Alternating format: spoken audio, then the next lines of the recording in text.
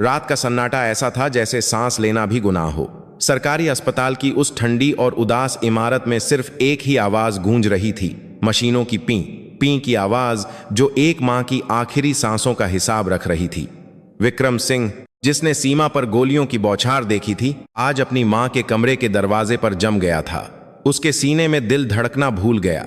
सामने जो नजारा था, उसने एक बेटे और एक फौजी, दोनों को भीतर से तोड़ दिया था। उसकी नई नवेली पत्नी कविता, जिसकी मांग में उसने कुछ महीने पहले ही अपनी मां के आशीर्वाद से सिंदूर भरा था, इस वक्त मां के चेहरे पर तकिया रखे खड़ी थी। मां के कमजोर हाथ हवा में छटपटा रहे थे। वो अपनी ही बहू के हाथों सांसों के लिए तड़प रही थीं। ये क्या कर रही हो तुम? विक्रम की आवाज एक दबी हुई दहाड़ की तरह निकली। तकिया कविता के हाथों से छूटकर फर्श पर गिर पड़ा। वह ऐसे पलटी जैसे किसी ने उसे आग से छू लिया हो। उसका माथा पसीने से भीग गया था और उसकी आंखों में एक ऐसा डर था जो सिर्फ गुनाहगारों की आंखों में होता है। जी, मैं तो बस मां जी का तकिया सीधा कर रही थी। उनकी गर्दन में दर्द था ना। कविता के होंठ कांप रहे थे। उसकी आवाज में वो पुराना विश्वास नहीं था। विक्रम आगे बढ़ा। उसके भारी फौजी जूतों की आवाज से पूरा कमरा कांप उठा। उसने मां की तरफ देखा। मां का चेहरा पीला पड़ चुका था और वो जोर जोर से हाँफ रही थीं। विक्रम ने तुरंत मां का हाथ पकड़ लिया। वो हाथ जो कभी उसे बचपन में लोरी सुनाकर सुलाते थे, आज इतने ठंडे क्यों थे? तकिया सीधा करने के लिए पूरे चेहरे को ढकना जरूरी होता है क्या, कविता? विक्रम की आवाज में बर्फ जैसी ठंडक थी। तुमने क्या सोचा? मुझे कुछ समझ नहीं आएगा। मैं सीमा पर दुश्मनों की चालें समझता हूं और तुम मेरे ही घर में, मेरी ही मां के साथ। नहीं जी, आप गलत समझ रहे हैं। भगवान की कसम, मैं मां जी का बुरा क्यों चाहूंगी? मैंने तो इस घर को अपना माना है। ये मंगलसूत्र जो मेरे गले में है, ये कोई खिलौना नहीं है। कविता ने अपने गले का मंगलसूत्र पकड़ लिया। भारत की एक औरत के लिए इससे बड़ी कसम और क्या हो सकती थी? लेकिन आज विक्रम को उस पवित्र धागे के पीछे भी झूठ की गंध आ रही थी। तभी नर्स दौड़ते हुए कमरे में आई। अलार्म बज उठा था। क्या हुआ? ऑक्सीजन का स्तर अचानक से नीचे कैसे गिर गया? मरीज को घबराहट क्यों हो रही है? नर्स ने मशीनों के तार ठीक करते हुए पूछा। नर्स की नजर फर्श पर गिरे तकिए पर पड़ी, लेकिन उसने कुछ कहा नहीं। बस वो शक भरी नजरों से कविता को देखती रही। सब ठीक है बहन जी, बस मां जी को थोड़ी बेचैनी हो रही थी। विक्रम ने बात को संभाल लिया। घर की इज्जत को चार दीवारों से बाहर नहीं जाने देना, यही उसके पिता ने उसे सिखाया था। नर्स के जाने के बाद कमरे में फिर से वही भयानक सन्नाटा छा गया। विक्रम मां के सिरहाने बैठ गया। उसने गंगाजल की एक बूंद मां के सूखे होंठों पर रखी। मां की आंखें आधी खुली थीं। उनमें एक अजीब सा डर था जो विक्रम से कुछ कहना चाहता था, लेकिन शब्द गले में ही घुट गए। कविता कमरे के कोने में सिकुड़ कर खड़ी थी। उसके हाथ लगातार अपनी साड़ी के पल्लू को मरोड़ रहे थे। विक्रम ने घड़ी देखी। रात के 2 बज रहे थे।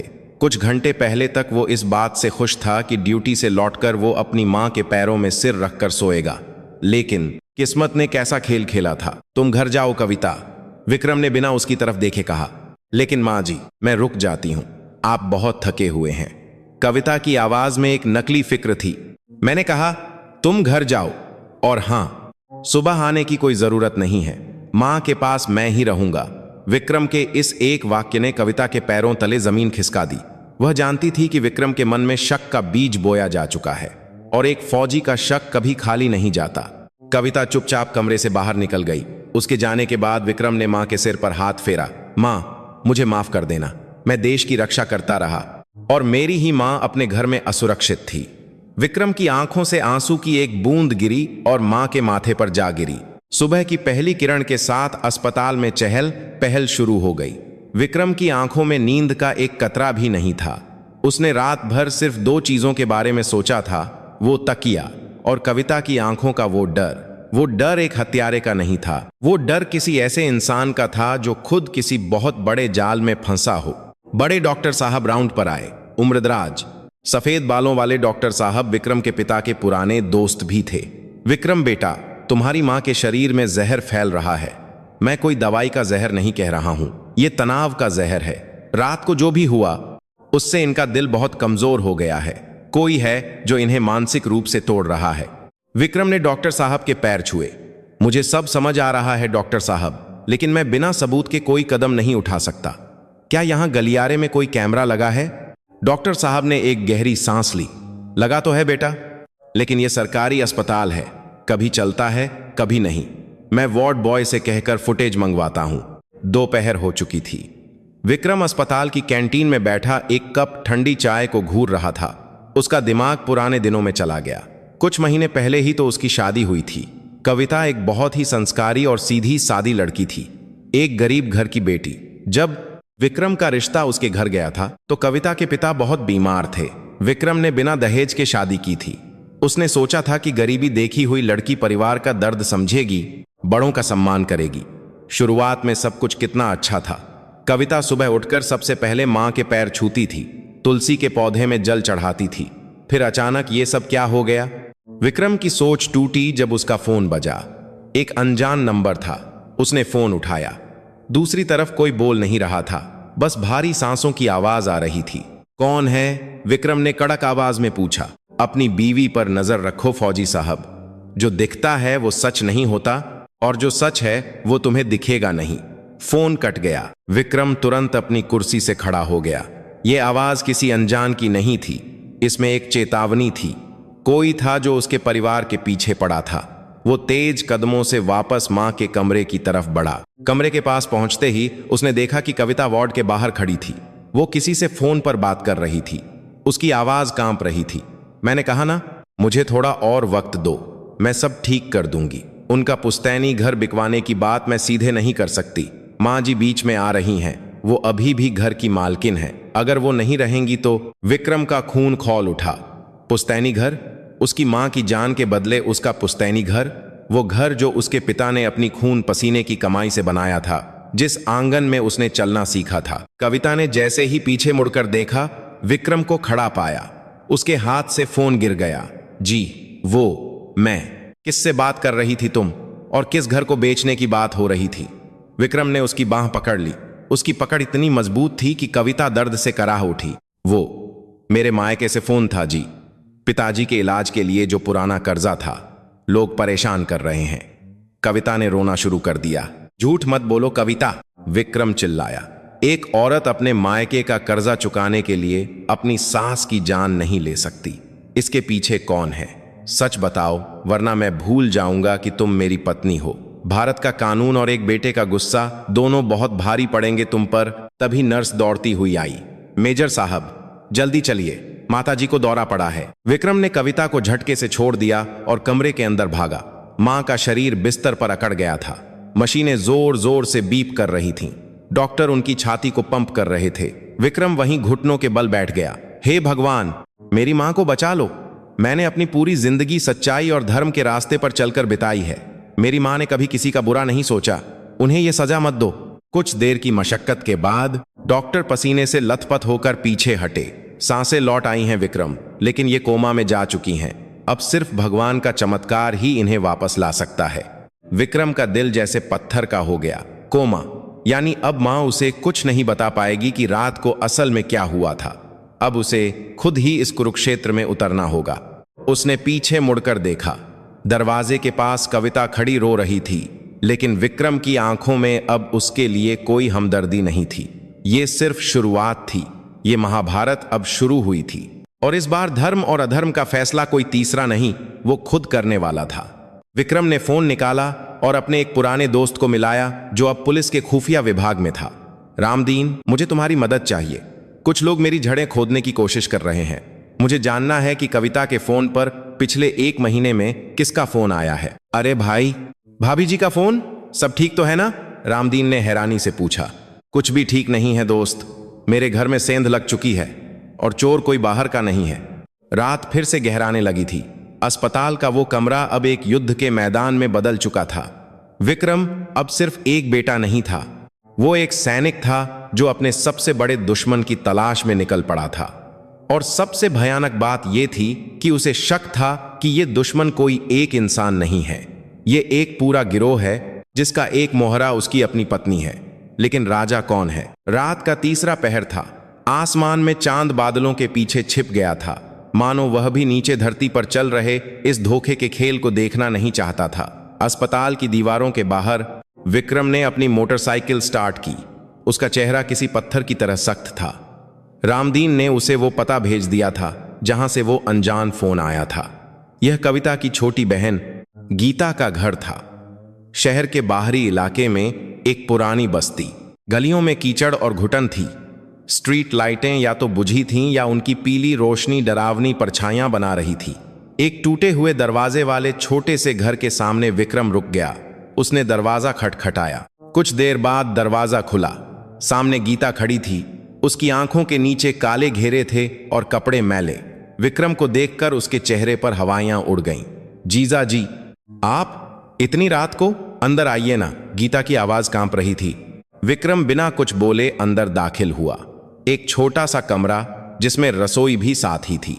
कोने में एक टूटी हुई चारपाई पड़ी थी। दीवार पर कविता और गीता के स्वर्गीय पिता की तस्वीर टंगी थी, जिस पर सूखी हुई गेंदे के फूलों की माला चढ़ी थी। विक्रम ने उस तस्वीर के आगे हाथ जोड़े और फिर एक प्लास्टिक की कुर्सी पर बैठ गया। गीता, मैं यहां चाय पीने या हाल चाल पूछने नहीं आया हूं। विक्रम की आवाज धीमी लेकिन पैनी थी। मुझे सब पता चल गया है। कविता के फोन पर आने वाले मैसेज, रात को अस्पताल में जो हुआ, और वो कर्जा जो अब मेरी मां की जान मांग रहा है। मुझे सच जानना है, और अगर तुमने एक शब्द भी छिपाया तो याद रखना, मैं फौजी हूं। सच उगलवाना मुझे आता है। गीता वहीं जमीन पर बैठ गई और अपने घुटनों में सिर देकर रोने लगी। जीजा जी, दीदी का कोई दोष नहीं है। वो तो हमारे लिए अपनी जान दे रही हैं। उन्होंने ये शादी सिर्फ इसलिए की थी ताकि बाबूजी का कर्जा। कैसा कर्जा? विक्रम ने अपनी आवाज को थोड़ा नरम किया, क्योंकि उसे अब गुस्सा नहीं बल्कि उस दर्द की गूंज सुनाई दे रही थी जो उसके अपने घर के नीचे दबा था। बाबूजी ने हमारे गांव के जमींदार लाला शमशेर सिंह से 2 लाख रुपए उधार लिए थे, मेरी पढ़ाई और बाबूजी के इलाज के लिए। लाला का पैसा ऐसा है जीजा जी, जैसे दलदल, जितना चुकाओ उतना ही धंसते जाओ। 2 लाख के 10 लाख कब हो गए पता ही नहीं चला। बाबूजी ये सदमा बर्दाश्त नहीं कर पाए और चल बसे। गीता सिसकियां ले रही थी। फिर क्या हुआ? विक्रम ने पूछा। फिर लाला के आदमी हमारे घर आने लगे। वो मुझे उठाने की धमकियां देते थे। दीदी कविता ने उनके हाथ पैर जोड़े। लाला ने शर्त रखी कि या तो पैसे दो या फिर दीदी किसी अमीर घर में शादी करे और वहां से पैसा लाकर दे। आप फौजी थे, आपके पास पुश्तैनी जमीन थी। लाला के आदमियों ने ही दीदी को आपसे शादी करने के लिए मजबूर किया था, लेकिन दीदी आपसे सच्चा प्यार करने लगी थी। उन्होंने सोचा था कि शादी के बाद वो धीरे धीरे अपने गहने बेचकर कर्जा उतार देंगी, लेकिन लाला को अब 2 सातने बेचकर आपके पास पुश्तैनी जमीन थी। इंतजार नहीं था, उसे पूरी जमीन चाहिए थी। विक्रम की मुट्ठियां कस गईं।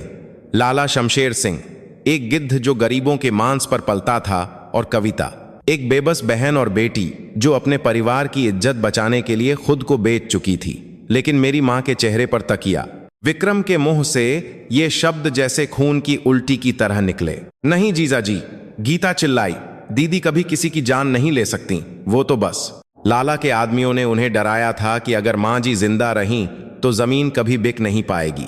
उन्होंने दीदी को वो मैसेज भेजा था कि आज रात या तो बुढ़िया मरेगी या तुम्हारी बहन नीलाम होगी। दीदी तो बस डराने का नाटक कर रही थीं ताकि वो लाला के आदमियों को वीडियो भेज सकें। वो रो रही थीं जीजा जी। उन्होंने कहा था कि वो खुद जहर खा लेंगी, लेकिन मां जी को कुछ नहीं होने देंगी। विक्रम ने अपनी आंखें बंद कर लीं। एक तरफ उसका फौजी उसूल था और दूसरी तरफ एक मजबूर औरत की कहानी। उसने गहरी सांस ली। गीता, अब तुम फिक्र मत करो। अब ये लड़ाई लाला और एक फौजी के बीच है। तुम बस अपना दरवाजा बंद रखना। विक्रम वहां से निकल गया। उसका खून अब नसों में उबल रहा था। उसने तय कर लिया था कि वो इस लाला का पूरा साम्राज्य मिटा देगा, लेकिन उससे पहले उसे अस्पताल के अंदर के उस गद्दार को पकड़ना था जो कविता पर नजर रखे हुए था, क्योंकि बिना किसी अंदर वाले के लाला के आदमियों को मां की हालत और अस्पताल के हर कोने की जानकारी नहीं मिल सकती थी। सुबह के 4 बज रहे थे जब विक्रम वापस अस्पताल पहुंचा। आईसीयू के बाहर सन्नाटा था। सिर्फ एक नर्स डेस्क पर बैठी थी। उसका नाम सुनीता था, वही नर्स जो रात को अलार्म बजने पर सबसे पहले कमरे में आई थी। विक्रम दूर एक खंभे की आड़ में खड़ा हो गया। उसने देखा कि सुनीता बार बार अपना फोन चेक कर रही थी। थोड़ी देर बाद वह उठी और दबे पांव बाहर की तरफ गई। विक्रम ने परछाई की तरह उसका पीछा किया। सुनीता अस्पताल के पीछे पार्किंग वाले इलाके में गई। वहां अंधेरे में एक आदमी पहले से खड़ा था। उसने काले रंग का चमड़े का जैकेट पहना हुआ था और चेहरे पर मफलर बांधा था।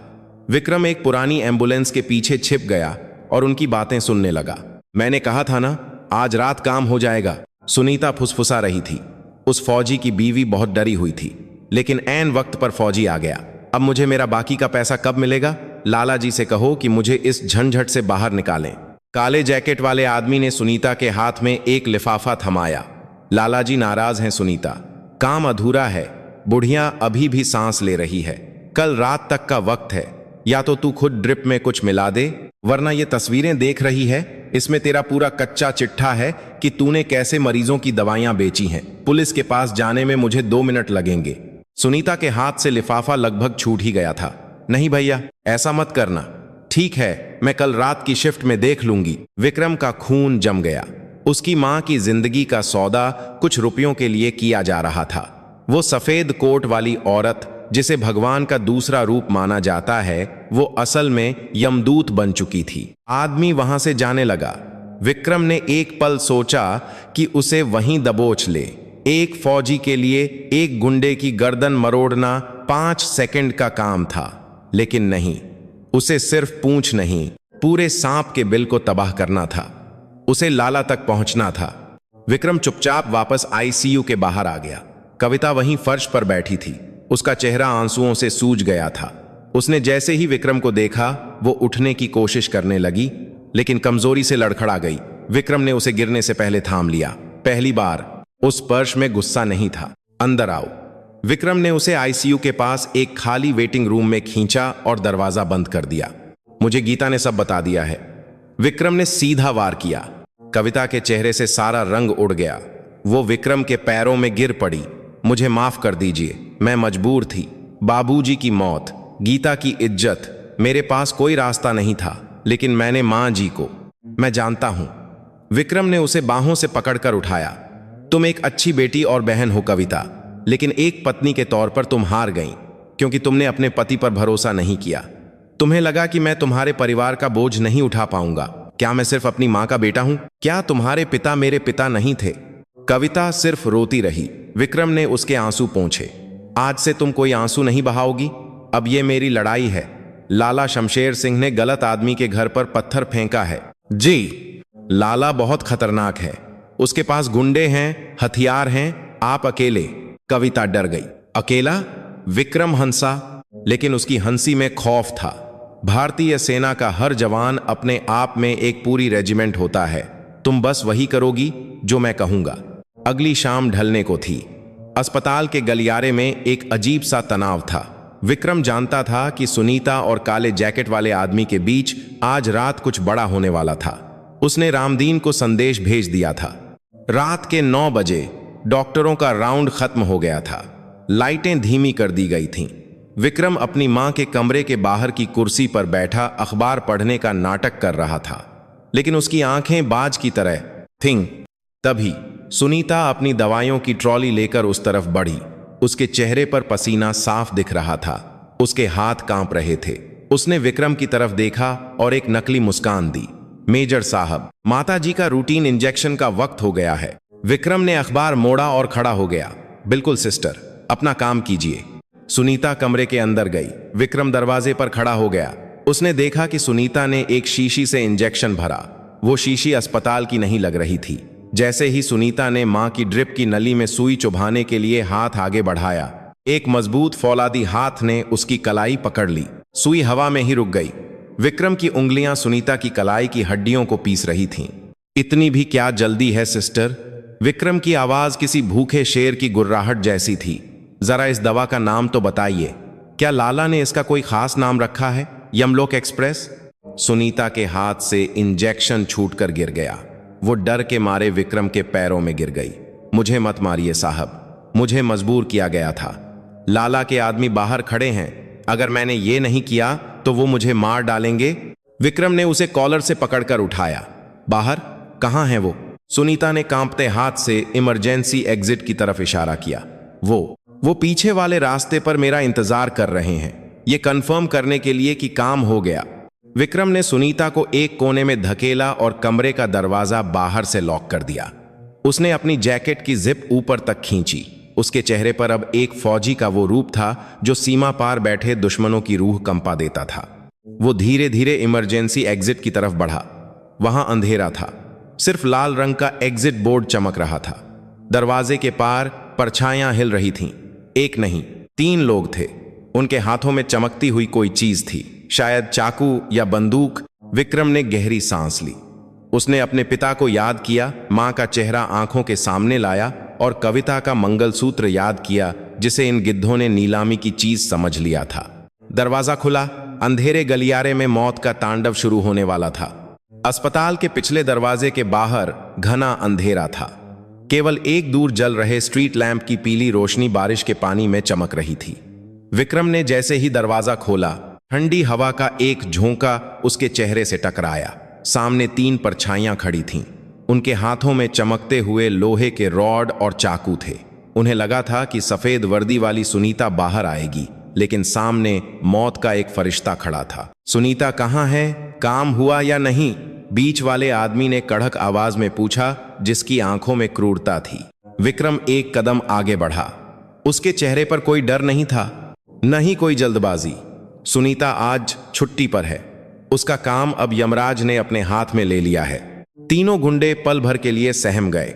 एक फौजी की आवाज में जो वजन होता है वो किसी भी गुंडे का कलेजा चीरने के लिए काफी होता है। लेकिन लाला के आदमियों को अपने हथियारों का घमंड था। अरे ये तो वही फौजी है, आज इसका खेल ही खत्म कर देते हैं। लाला जी वैसे भी इसकी जमीन चाहते हैं, इसके मरने के बाद काम और आसान हो जाएगा। बाईं तरफ खड़े आदमी ने अपना चाकू हवा में लहराया और विक्रम की तरफ झपटा। विक्रम अपनी जगह से हिला तक नहीं। जब चाकू उसकी गर्दन से कुछ इंच दूर था, उसने सिर्फ अपनी दाईं बांह उठाई। एक बिजली जैसी फुर्ती के साथ उसने गुंडे की कलाई पकड़ी और उसे एक झटके से मोड़ दिया। हड्डी चटकने की आवाज रात के सन्नाटे में गूंज उठी। गुंडे के हाथ से चाकू गिर गया और वह दर्द से चीखने लगा। विक्रम ने उसके घुटने के पीछे एक हल्की सी लात मारी और वो वहीं ढेर हो गया। बाकी दोनों ने एक साथ हमला किया।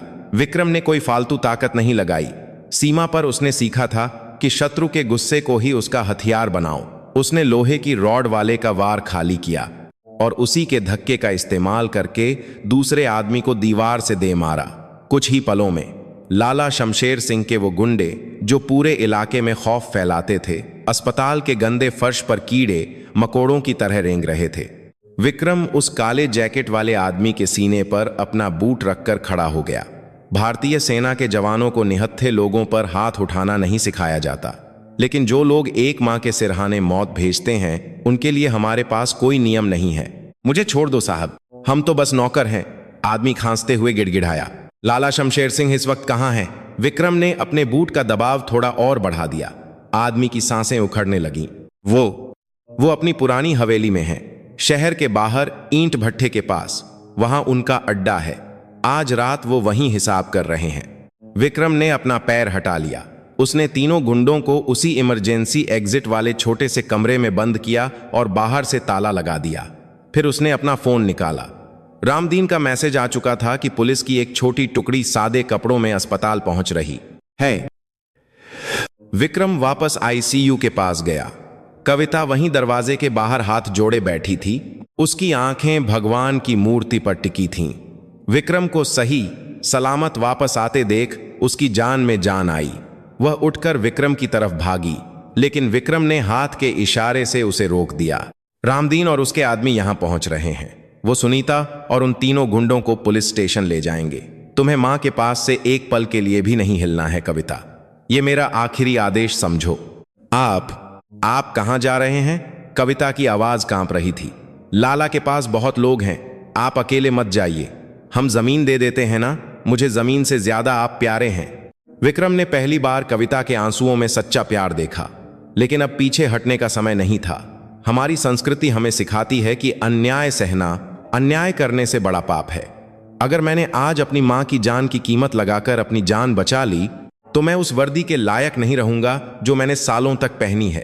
अपना मंगलसूत्र संभालो कविता, और मां का ध्यान रखो। मैं इस कहानी का अंत करके ही लौटूंगा। विक्रम अस्पताल से निकला और अपनी मोटरसाइकिल पर सवार हो गया। शहर के बाहर ईंट भट्ठे का इलाका एकदम सुनसान और डरावना था। दूर से ही धुएं के गुबार आसमान में उठ रहे थे, मानो नर्क का कोई दरवाजा खुला हो। वहीं एक पुरानी टूटी फूटी हवेली थी, लाला शमशेर सिंह का अड्डा, जहां से वह गरीबों का खून चूसता था। हवेली के बाहर 2 पहरेदार बंदूकें लेकर बैठे थे और शराब पी रहे थे। विक्रम ने मोटरसाइकिल काफी दूर खड़ी कर दी थी। वह अंधेरे का फायदा उठाते हुए दीवार के सहारे सहारे आगे बढ़ा। उसने कोई गोली नहीं चलाई, कोई शोर नहीं किया, बस 2 सटीक वार, और दोनों पहरेदार बिना एक आवाज किए जमीन पर सो गए। हवेली के अंदर एक बड़े से कमरे में, जिसे लाला अपना दरबार कहता था, नोटों की गड्डियां मेज पर बिखरी पड़ी थीं। दीवार पर लाला के पूर्वजों की तस्वीरें थीं और पास ही एक बड़ा सा हुक्का रखा था। लाला शमशेर सिंह, एक भारी भरकम आदमी जिसके माथे पर चंदन का टीका और आंखों में लालच की चमक थी, अपने मुनीम के साथ कुछ कागजों पर मोहर लगा रहा था। सुनीता का फोन नहीं आया अभी तक। बुढ़िया का काम तमाम हुआ या नहीं? लाला ने हुक्के का एक कश खींचते हुए पूछा। फोन की जरूरत नहीं है लाला जी, जवाब मैं खुद लेकर आया हूं। कमरे के दरवाजे से एक भारी आवाज गूंजी। लाला और उसका मुनीम चौंक कर पलटे। दरवाजे पर विक्रम खड़ा था। उसके कपड़े कुछ जगह से फटे थे, लेकिन उसके चेहरे का तेज किसी देवता के क्रोध जैसा था। फौजी? लाला शमशेर सिंह पहले तो घबराया, फिर उसने एक मक्कार हंसी हंस दी। अरे वाह, शिकार खुद चलकर शिकारी के जाल में आ गया। लेकिन बेटा, ये सरहद नहीं है, ये मेरा इलाका है। यहां कानून मेरे जूतों की धूल चाटता है। लाला ने ताली बजाई। हवेली के अंदर के कमरों से 5 और गुंडे हथियार लेकर बाहर निकल आए और उन्होंने विक्रम को घेर लिया। विक्रम मुस्कुराया। वो मुस्कुराहट मौत से भी ज्यादा डरावनी थी। मुझे पता था लाला, तुम जैसे कायर अकेले नहीं लड़ सकते। तुम गिद्ध हो जो हमेशा झुंड में ही हमला करते हैं, लेकिन तुम भूल गए, शेर कभी झुंड में शिकार नहीं करता। बकवास बंद कर, लाला चिल्लाया। मारो इसे, और इसकी लाश के अंगूठे का निशान उन जमीन के कागजों पर ले लेना। गुंडे एक साथ विक्रम पर टूट पड़े, लेकिन विक्रम पहले से तैयार था। उसने कमरे में लटके हुए एक पुराने झूमर की रस्सी खींच दी।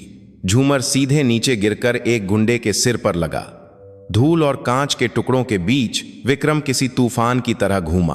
उसने पहले गुंडे की बंदूक छीनी, लेकिन उससे गोली नहीं चलाई। उसने बंदूक के कुंदे से दूसरे आदमी के झबड़े पर वार किया।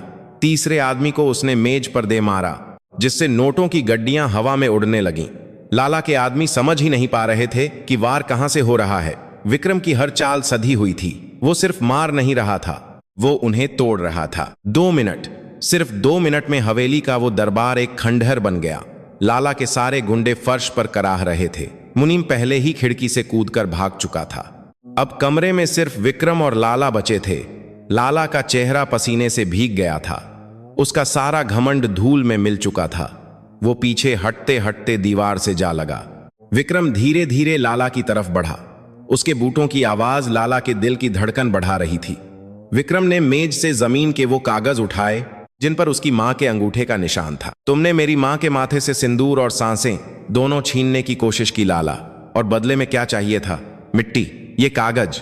विक्रम ने उन कागजों को फाड़कर लाला के मुंह पर फेंक दिया। हमारी जमीन हमारे पूर्वजों के पसीने से सींची गई है। तुम्हारे जैसे पापी उसे नहीं छू सकते। लाला के घुटने कांपने लगे। उसने हाथ जोड़ लिए। मुझे माफ कर दे बेटा, गलती हो गई। मैं सारा कर्जा माफ कर दूंगा, गीता का भी, तेरे ससुर का भी। जो पैसा चाहिए ले ले, बस मेरी जान बख्श दे। जान बख्श दूं? विक्रम ने लाला का कॉलर पकड़कर उसे अपने करीब खींचा। जान तो भगवान बख्शता है, मैं तो बस न्याय करता हूं। और एक गरीब पिता की मौत, एक बहन की इज्जत और एक मां की सांसों की कीमत ये नोट नहीं चुका सकते। विक्रम ने अपनी मुट्ठी बांधी। वह लाला का अंत करने ही वाला था कि अचानक लाला जोर से हंसने लगा। वो एक पागलों जैसी हंसी थी। विक्रम रुका। हंस क्यों रहे हो? लाला के चेहरे पर फिर से वो शैतानी भाव आ गया था। उसने अपनी जेब से एक फोन निकाला। मार दे मुझे फौजी, लेकिन मेरे मरने के साथ ही तेरी साली, वो गीता भी मरेगी। विक्रम का माथा ठनक गया। क्या मतलब? लाला ने फोन की स्क्रीन विक्रम की तरफ घुमा दी।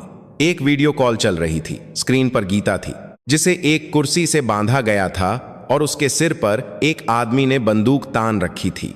वो कोई और नहीं बल्कि लाला का मुनीम था, जो कुछ देर पहले भाग गया था। तुझे क्या लगा फौजी, लाला शमशेर सिंह कच्ची गोटियां खेलता है? लाला फुफकारते हुए बोला। मैंने पहले ही अपने आदमियों को गीता के घर भेज दिया था। अगर तूने मुझे खरोंच भी पहुंचाई तो अगली गोली गीता के सिर में होगी। अब बोल, तेरी ईमानदारी और तेरा धर्म बड़ा है या उस मासूम लड़की की जान? विक्रम की मुट्ठी खुल गई, उसके हाथों से ताकत जैसे गायब हो गई।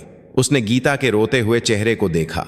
एक तरफ मां की जिंदगी दांव पर थी और अब दूसरी तरफ एक और मासूम की जान। लाला ने एक ही चाल में पूरे कुरुक्षेत्र का पासा पलट दिया था। क्या चाहता है तू? विक्रम ने दांत पीसते हुए पूछा। उसकी आवाज में अब आदेश नहीं बल्कि एक हारी हुई बेबसी थी। लाला ने अपने कपड़े ठीक किए और फिर से अपनी कुर्सी पर बैठ गया। उसने एक नए कागज पर कुछ लिखा और विक्रम की तरफ बढ़ाया। चुपचाप इस कागज पर दस्तखत कर, अपनी पुश्तैनी जमीन मेरे नाम कर, और इसके अलावा तुम कल सुबह अस्पताल से अपनी मां का वेंटिलेटर खुद हटाओगे। अगर बुढ़िया जिंदा रही तो कोई पुलिस वाला मेरे पीछे पड़ सकता है। मुझे वो बुढ़िया मरी हुई चाहिए, वो भी तुम्हारे अपने हाथों से। कमरे में एक खामोशी छा गई। विक्रम के सामने सबसे बड़ी अग्नि परीक्षा थी। जमीन तो सिर्फ मिट्टी थी, लेकिन अपनी ही मां की सांसें अपने हाथों से रोकना। और अगर वो ऐसा नहीं करता तो एक बेकसूर लड़की की मौत का पाप उसके सिर आता। फौजी का दिमाग सुन्न हो गया था।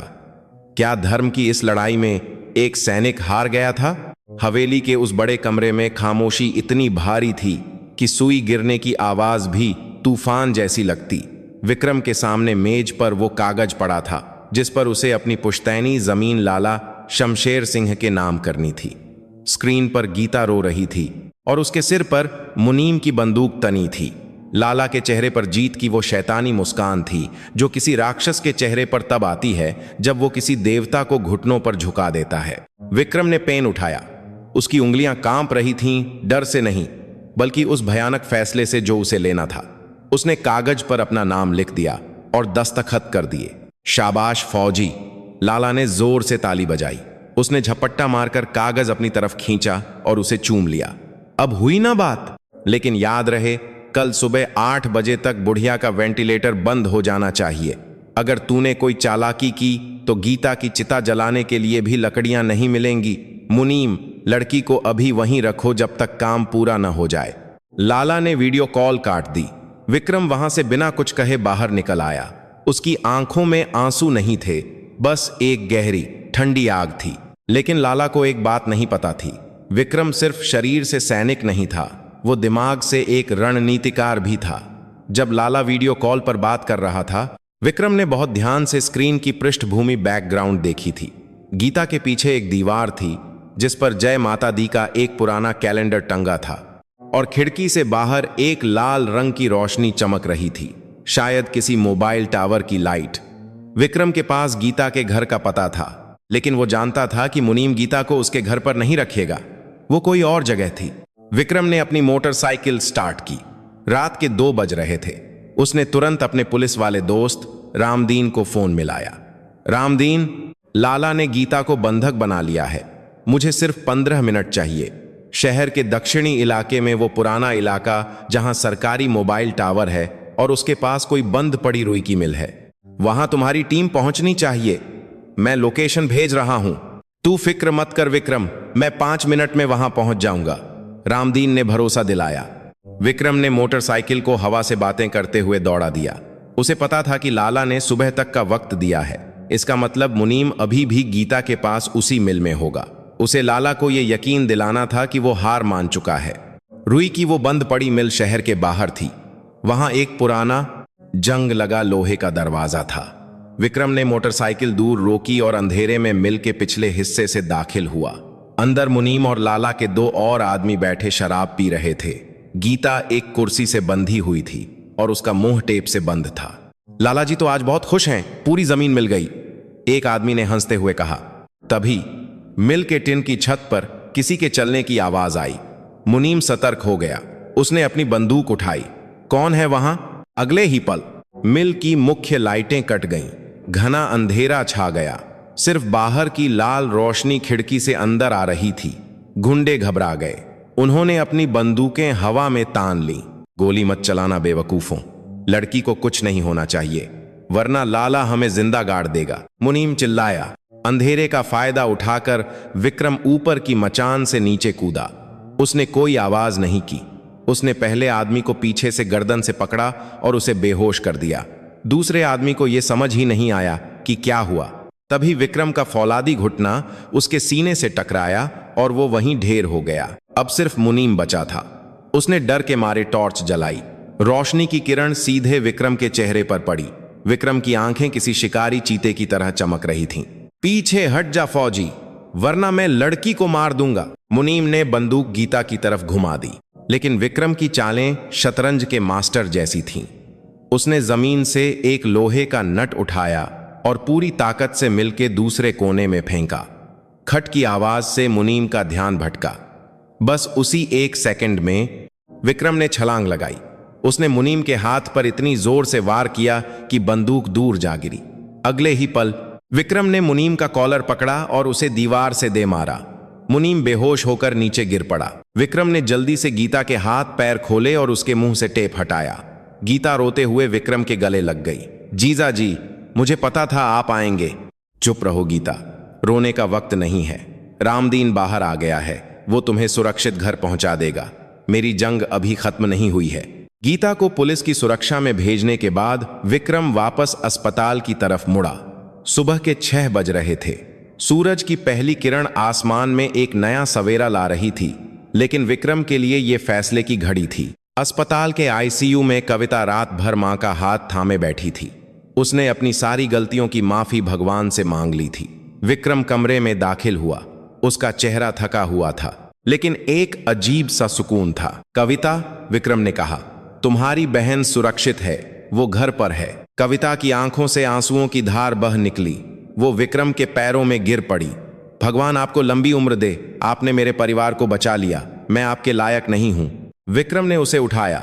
अभी सब ठीक नहीं हुआ है कविता। लाला को लगता है कि वो जीत गया है। 8 बजे वो यहां आएगा, ये देखने के लिए कि मैंने मां का वेंटिलेटर बंद किया या नहीं। हमें उसे उसका असली चेहरा दिखाना होगा।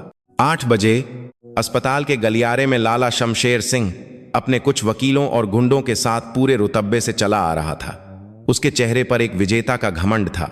उसने सोचा था कि वो विक्रम को रोता हुआ पाएगा। लाला ने आईसीयू के कमरे का दरवाजा खोला। अंदर का नजारा देखकर उसके चेहरे की मुस्कान गायब हो गई। कमरे में मां का बिस्तर खाली था। वहां कोई वेंटिलेटर नहीं था, कोई मशीन नहीं थी। बिस्तर की चादरें एकदम साफ थीं। ये क्या है? लाला हकलाया। बुढ़िया कहाँ है? तुम्हारी सोच से बहुत दूर लाला। विक्रम कमरे के कोने से बाहर आया। उसने अपनी वर्दी पहन रखी थी। उस वर्दी पर लगे मेडल चमक रहे थे। मेरी मां अब इस अस्पताल में नहीं है। कल रात जब मैं तुम्हारे पास हवेली आया था, उससे पहले ही मैंने उन्हें मिलिट्री अस्पताल शिफ्ट करवा दिया था, जहां न तो तुम्हारी पहुंच है और न ही तुम्हारे गंदे इरादे वहां तक जा सकते हैं। लाला के पैरों तले जमीन खिसक गई। तूने मुझे धोखा दिया, लेकिन भूल मत फौजी, जमीन के कागज मेरे पास हैं और गीता अभी भी मुनीम के पास है। मुनीम? तभी दरवाजे से रामदीन अपनी पुलिस की वर्दी में अंदर दाखिल हुआ। उसके पीछे मुनीम और लाला के वो सारे गुंडे हथकड़ियों में बंधे हुए थे जो बीती रात मिल में पकड़े गए थे। लाला शमशेर सिंह, रामदीन ने एक वारंट लाला के मुंह के सामने कर दिया। तुम्हारे मुनीम ने सब कुछ उगल दिया है। तुम्हारे काले कारनामे, वो अस्पताल की नर्स सुनीता को दिए गए पैसे और अपहरण के सारे सबूत हमारे पास हैं। जिस जमीन के कागज पर तुमने दस्तखत करवाए थे, वो विक्रम के नाम की जमीन है ही नहीं। वो तो सरकार द्वारा सेना को दान की गई जमीन है, जिस पर विक्रम सिर्फ एक केयरटेकर है। तुमने सरकारी संपत्ति हड़पने की कोशिश की है। लाला के हाथ से उसका घमंड और वो झूठे कागज दोनों नीचे गिर गए। उसने भागने की कोशिश की, लेकिन विक्रम ने उसका कॉलर पकड़ लिया। तूने कहा था लाला कि यहां कानून तेरे जूतों की धूल चाटता है, लेकिन तू भूल गया कि जिस देश की मिट्टी की हम फौजी हिफाजत करते हैं, उस मिट्टी में पापियों के लिए सिर्फ कब्रें खोदी जाती हैं। पुलिस ने लाला शमशेर सिंह को गिरफ्तार कर लिया। उसके हाथों में हथकड़ियां लग गईं। उसका सारा साम्राज्य एक ही रात में ताश के पत्तों की तरह ढह गया। कुछ हफ्ते बीत गए। मिलिट्री अस्पताल के एक साफ सुथरे और हवादार कमरे में विक्रम की मां बैठी थीं। उनकी सेहत में अब बहुत सुधार आ गया था। वो कमजोरी से बाहर आ चुकी थीं। विक्रम एक हाथ में चाय का प्याला लिए खिड़की से बाहर देख रहा था। कविता कमरे के कोने में सिर झुकाए खड़ी थी। इन हफ्तों में उसने विक्रम से एक बार भी आंखें नहीं मिलाई थीं। अपराधबोध उसे अंदर ही अंदर खा रहा था। उसने अपना सामान पैक कर लिया था। उसे लगता था कि इस घर में अब उसके लिए कोई जगह नहीं है। माँ जी, कविता ने अपने कांपते हाथों से माँ के पैर छुए। मैं जा रही हूं। मैंने इस घर का विश्वास तोड़ा है। विक्रम जी की नजरों में मैं गिर चुकी हूं। मुझे माफ कर दीजिएगा। कविता ने अपना बैग उठाया और दरवाजे की तरफ बढ़ी। रुक जाओ बहू। माँ की आवाज भले ही कमजोर थी, लेकिन उसमें एक माँ का अधिकार था। कविता ठिठक गई। उसने पीछे मुड़कर देखा। माँ ने अपने पास रखे तकिए की तरफ इशारा किया। उस रात जब तुमने मेरे चेहरे पर तकिया रखा था तो मुझे पता था कि तुम मुझे मारना नहीं चाहती थी। तुम्हारे हाथों में कोई ताकत नहीं थी, सिर्फ डर था। मैं सब देख रही थी। अगर तुम मुझे मारना चाहती तो तुम अलार्म नहीं बजने देती। तुमने खुद ही नली हिलाई थी ताकि डॉक्टर आ जाएं और वीडियो भी बन जाए। कविता रो पड़ी। उसे विश्वास नहीं हो रहा था कि माँ जी ये सब जानती थीं। विक्रम ने चाय का कप मेज पर रखा और कविता के पास गया। उसने धीरे से उसके कंधे पर हाथ रखा। एक फौजी देश की रक्षा करता है, लेकिन घर की रक्षा औरत करती है। तुमने अपने परिवार के लिए जो किया वो कोई स्वार्थ नहीं था। तरीका गलत था, लेकिन तुम्हारी नीयत में खोट नहीं था। और जिसने भगवान के सामने अग्नि के साथ फेरे लिए हों, उसका साथ मैं ऐसे ही नहीं छोड़ सकता। विक्रम ने कविता के माथे से पल्लू हटाया और उसकी मांग में फिर से सिंदूर भर दिया। ये सिंदूर सिर्फ एक रस्म नहीं है कविता, ये मेरा भरोसा है जो अब कभी नहीं टूटेगा। आज से न कोई कर्जा है, न कोई लाला, बस हम हैं। कविता विक्रम के सीने से लगकर फूट फूट कर रोने लगी। इस बार ये आंसू दर्द के नहीं बल्कि सुकून और माफी के थे। माँ ने बिस्तर से दोनों को मुस्कुराते हुए देखा। खिड़की से बाहर सूरज की तेज किरणें कमरे को रोशन कर रही थीं। एक फौजी ने सिर्फ सरहद की जंग नहीं जीती थी, उसने अपने घर की इज्जत, अपनी माँ की सांसें और अपने प्यार का विश्वास भी जीत लिया था। और यही भारत की मिट्टी की असल कहानी है, जहां बुराई चाहे कितनी भी बड़ी क्यों न हो, सत्य और धर्म की जीत हमेशा होती है।